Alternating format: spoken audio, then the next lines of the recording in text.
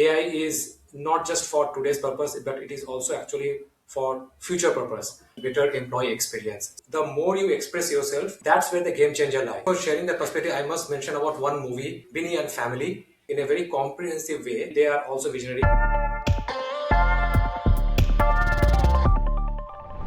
Welcome back to another episode where we explore the people and leaders shaping the future of work. Today, I'm superbly excited to host Abhrajit Sen Gupta, a seasoned HR leader with over 2 decades of experience driving people strategy and culture in the healthcare and pharma sector.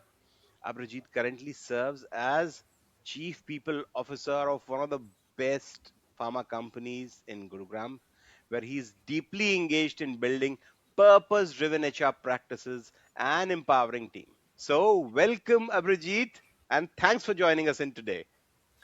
Thank you, Puneet.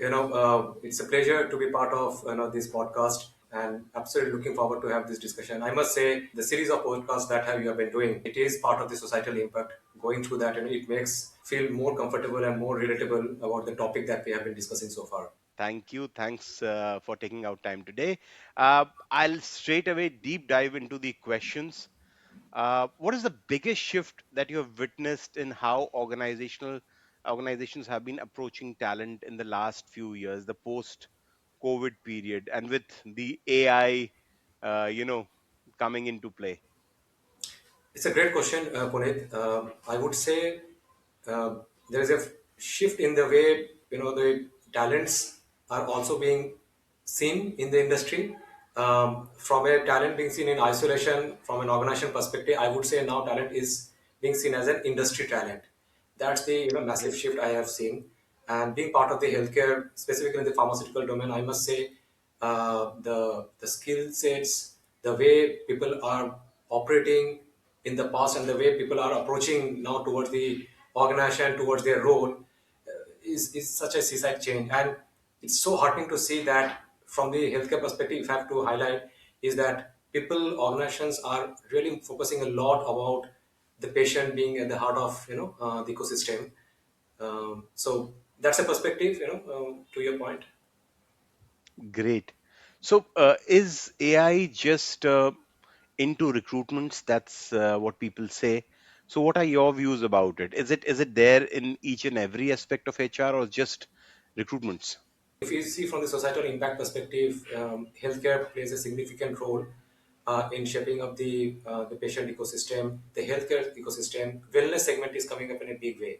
I would say AI is already playing a significant role over there, and it is all towards the betterment of the patients.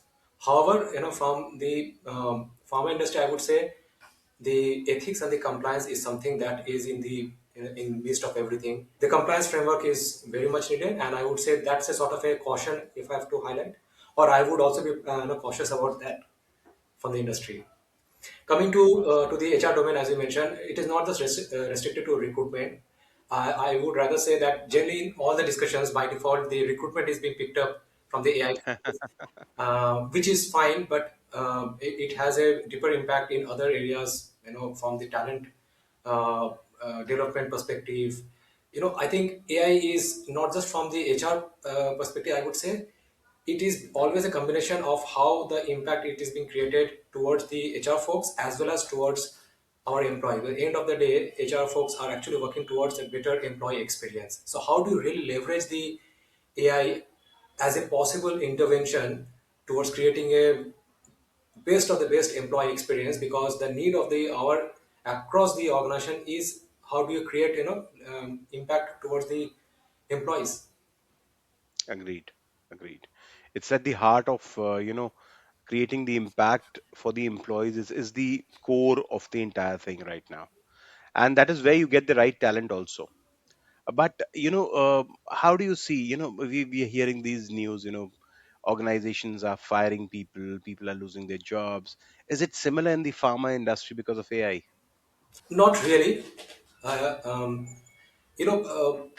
I'm also sort of a not a I'm beginner. Let me position myself. As I'm an AI enthusiast, really implementing the stuff. But why I'm mentioning it as a beginner? it is also important to really see it in entirety rather than being very excited about it. So I see a lot of certifications that you've done in AI. Well, we would like to know about that as well. surely, well, the if you see the broader purpose of the AI is actually for creating a larger impact for the human. So let's keep that always in our mind, that the purpose of AI is basically for us, and that positioning is very important. Whichever way we say. What I mean to say, for example, you know, we get excited about the AI solution, but what is important is to identify the problem. So essentially, what we are talking about: simplification of the processes, how faster we can do, how quickly we can do, how accurately we can do, right? But in midst of everything, what is important is to identify the problem statement where you are getting stuck. If you start from there, I just feel then these topics around impact on the jobs, impact on the way we are working, everything gets sorted out. Of course there would be an impact, but the fact of the matter is we all have been evolving over a period of time, the way of working.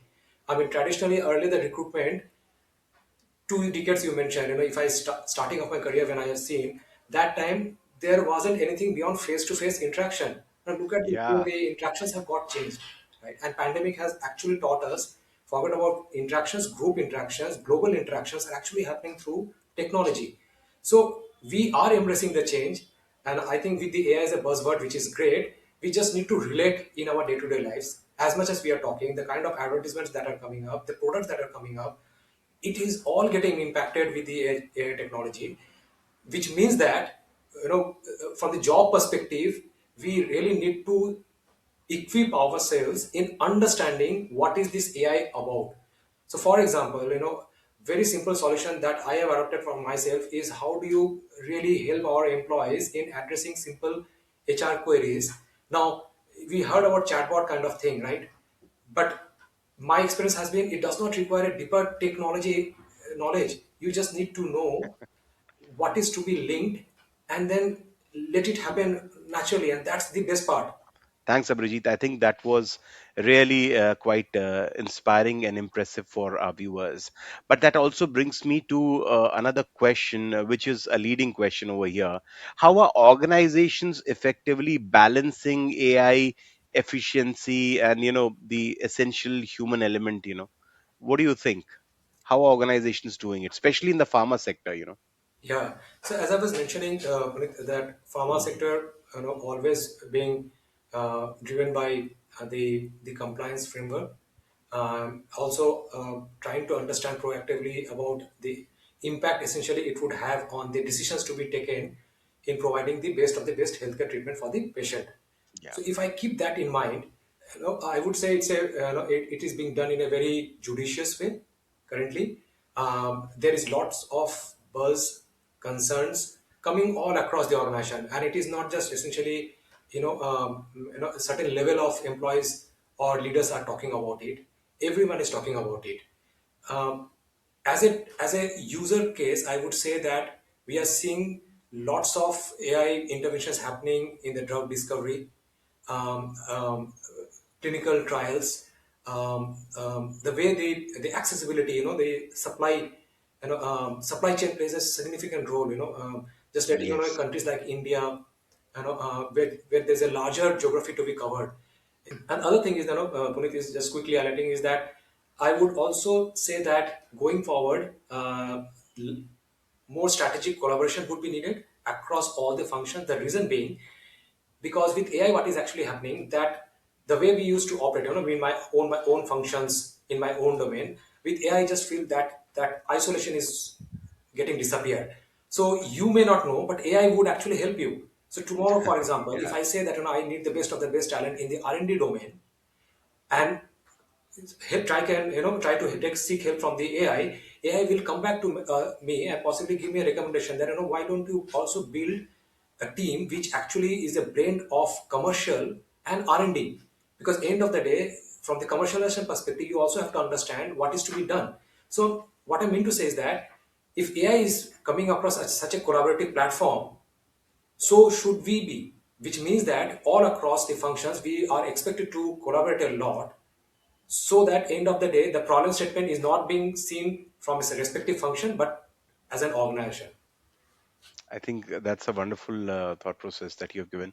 Collaborative impact does create a lot of value. And for that collaboration, we require the right talent. And that brings me to my next question. So, one of the toughest challenges that we foresee is, we are getting inflated resumes these days. So, does resume actually gives us the correct picture or complete picture of the candidate? Well, I would say I'm still very traditional in that.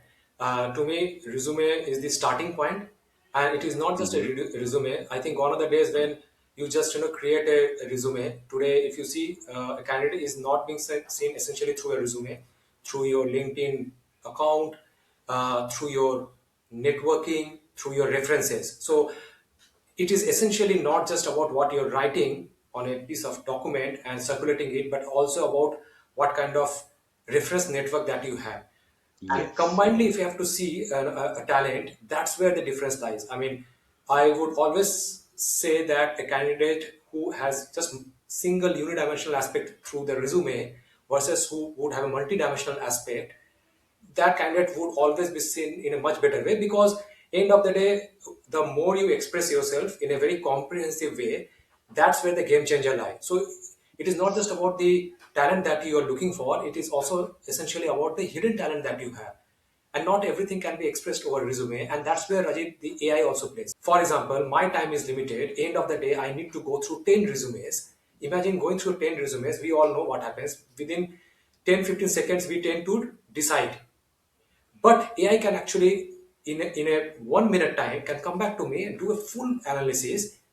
But hold on, the analysis is not the decision. What we are expected to do now is to really go through that analysis in depth. And that's where our decision should be there. So the first level of screening, according to me, let AI do that. And I should get involved where AI is saying that, hold on, I am handing over to you now. Now you get into the deeper level. I'm going back to the point that it's all about having ability to have a deeper connect, deeper understanding, deeper ability to screen the resumes, going back to the hiring managers, with that analysis. Imagine if I go back to the hiring manager with that first level of analysis by AI, with a second level of recommendation by me, it is such an impactful thing and such a great thing for the hiring manager to decide. Thanks, Abhijit. I think you have nailed it at in the very midst of our discussion. That brings me to another very important aspect, which is about Gen Z. So, how do you think Gen Z perceives this AI-driven hiring? Are they more skeptical or are they more receptive? What do you think? I think first of all, I would say this generation is very purposeful. They are purpose driven. While just a disclaimer, it is based on my interactions and whatever I have heard directly from them and through the references. And the reason I'm mentioning is that again, just on the AI adoption part as well, we all know that we all have to go through as that evolution journey. But Gen Z has been, I think, they have adopted really well, which is great. What comes sort of a bit of an adoption journey for us comes naturally to them, which is great. Perhaps what they need is the guidance going forward, and that's what I was mentioning, that the people like, I mean, the people who have an experience, to me, the experience is not just for yourself, but it is actually about really helping, others who are extremely good in something. They are very Mm. purpose driven. And if we can provide them a, very strategic guidance, because they do not require too much of interventions as well. We know that. Yeah, yeah. So you just have to give them a strategic guidance about what is to be done, and I think they would do in a best, and they are doing in a best and a very smarter way, very novel way. I would say the thought processes are very different. They bring lots of energy into the way we are operating, and that's why across the organization there is a larger representation, not only merely as a workforce representation, but also as a thinking model representation. But you know, uh, is there still a gap between the earlier generation and the newer generation? Given the context now, we'll be having alpha, beta, gamma, theta. I don't know what all generations are going to come in. But is there still a friction which was there earlier? For sharing that perspective, I must mention about one movie to you and all the watchers is Binny and Family. Now, the reason I mentioned this movie, towards the end of the movie, it's first of all, it's a very nice movie, well directed movie, great cast, and great acting over there. Um, Yeah.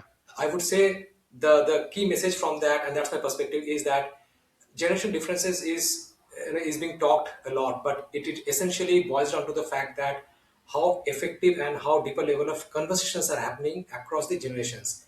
So if fundamentally the conversations are ongoing conversations are on, which results to understanding of the perspective of each other, the gap gets reduced, and we understand a lot.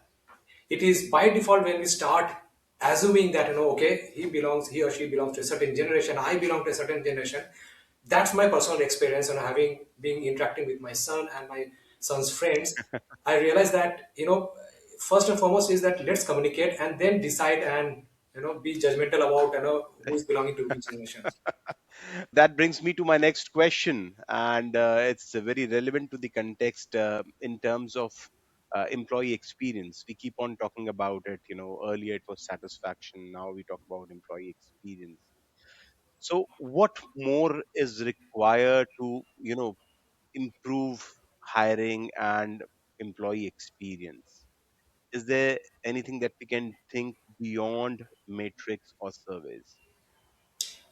Great question, and I would say that's sort of a being discussed a lot across the various HR conferences and networking forums is about the employee experience. Yes. I would say that the employee experience as a topic has actually gone through evolution from merely being taken as an employee engagement.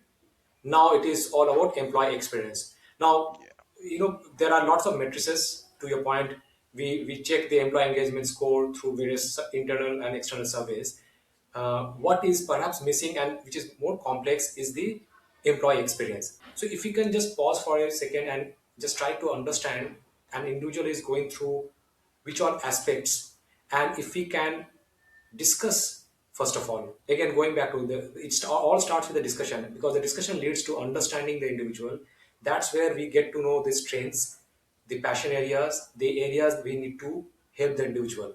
So if we see that part as a part of the basic employee experience and work along with them, quite often what happens when you start discussing on the employee experience, we essentially realize the impact of that individual's perspective also back to us. So I would say that, if we go with a by default with one certain policy and HR process in mind, and come what may, try to influence that individual, versus how about just being open about that.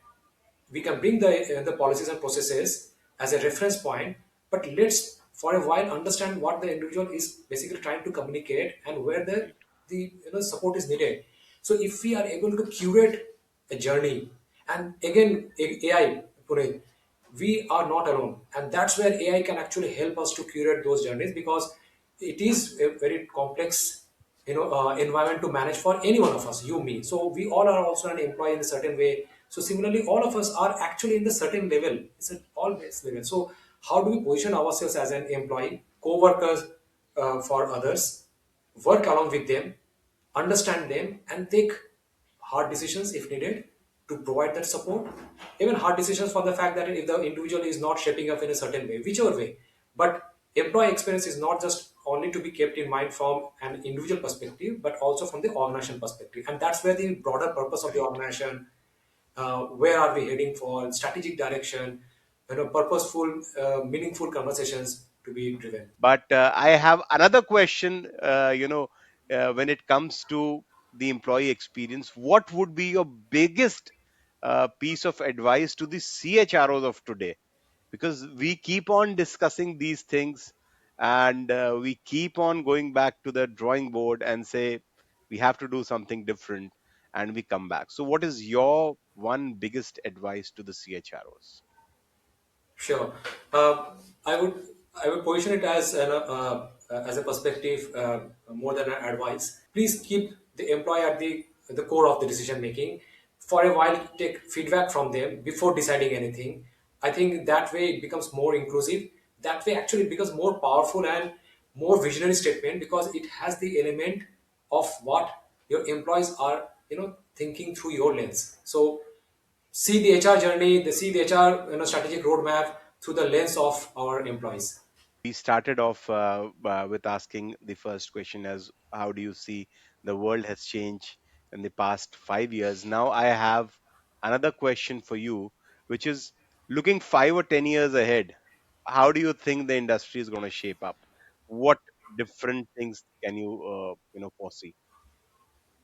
Well, I would say the way we actually define our short term, mid term, and long term plans, uh, that will become more dynamic, if I have to say.